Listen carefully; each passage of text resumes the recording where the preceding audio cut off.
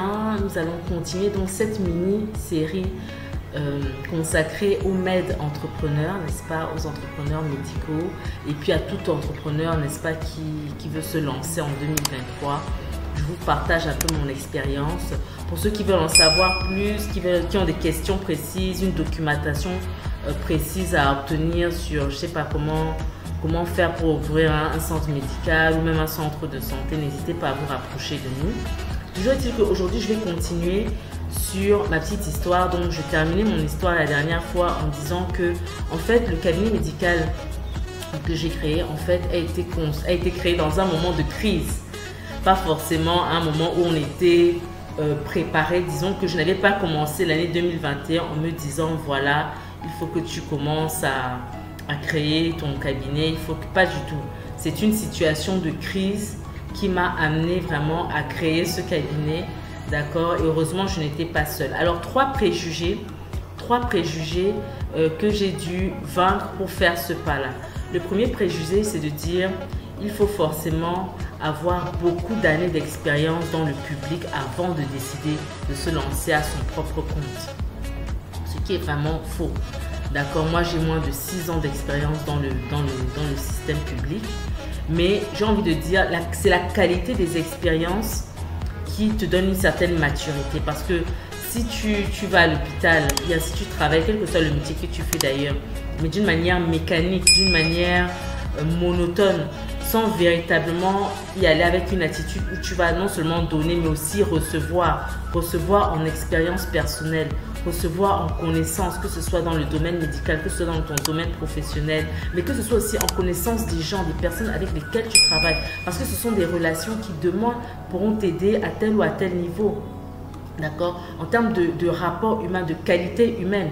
Vous savez, quand vous séparez de certaines personnes, faites tout pour vous séparer en de bons termes. Même si l'expérience n'a pas été, parce que demain, on ne sait jamais. Et je suis vraiment un témoin de ce que je suis en train de vous dire là. Donc, il ne faut pas forcément de longues années.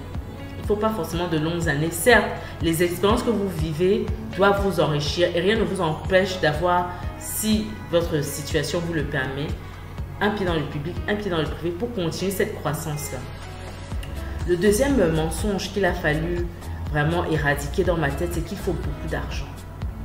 Ce qui est sûr, c'est qu'il faut un minimum. Ça, c'est sûr, il faut un minimum, mais ce n'est pas forcément des sommes astronomiques. Commencez avec ce que vous avez là où vous êtes, tout simplement. D'accord? Commencez avec ce que vous avez là où vous êtes et petit à petit, d'accord, vous allez réinvestir dans votre business et grandir progressivement. Le troisième préjugé ou bien la mentalité qu'on peut avoir, c'est de se dire mieux vaut être seul que mal accompagné. Cela est vrai, mieux vaut être seul que mal accompagné. Mais à mon avis, c'est une erreur que de commencer ce genre d'entreprise seul, à mon humble avis.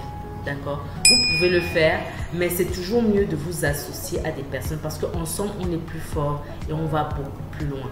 D'accord? Chacun vient avec, n'est-ce pas, sa patientèle, avec son apport, avec sa clientèle, avec ses qualités, avec son expérience.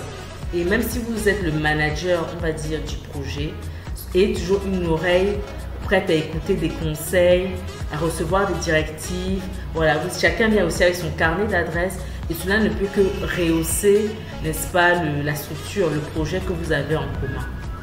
Donc voilà, si vous voulez, les trois préjugés, les trois mensonges, si vous voulez, que j'ai dû éradiquer de ma tête pour vraiment faire le pas dans l'entrepreneuriat médical. Alors, la suite de mon histoire, c'est quoi? C'est que quand je crée donc le cabinet médical Vainqueur, je travaille toujours dans une structure publique, c'est-à-dire le matin, je suis dans le public, l'après-midi, je suis dans le privé. Et en avril 2022, pour toutes sortes de raisons, j'ai dû quitter la structure publique sans avoir été, je n'étais pas préparée en fait, c'est-à-dire c'est pas quelque chose que j'avais prévu en janvier 2022. Je ne me suis pas dit voilà, cette année je vais quitter le public pour aller à fond dans le privé. Pas du tout. Ça s'est passé presque sur un coup de tête, on peut dire ça comme ça, suite à toutes sortes de, on va dire, de mésaventures. Mais c'est un pas que j'ai fait et là c'était vraiment le grand saut. L'année dernière, en 2021, j'étais encore dans une certaine zone de sécurité, dans une certaine zone de confort. Mais si vous voulez, cette année, j'ai vraiment fait le grand saut.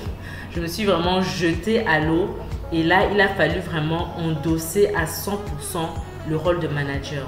Donc, dans la prochaine vidéo, je vous ferai part donc des difficultés auxquelles j'ai dû faire face pour améliorer, n'est-ce pas, pour améliorer mon management tout simplement, pour passer de médecin à manager tout simplement. Voilà, on se dit à la prochaine vidéo et surtout, gardez vos cœurs plus que toute autre chose.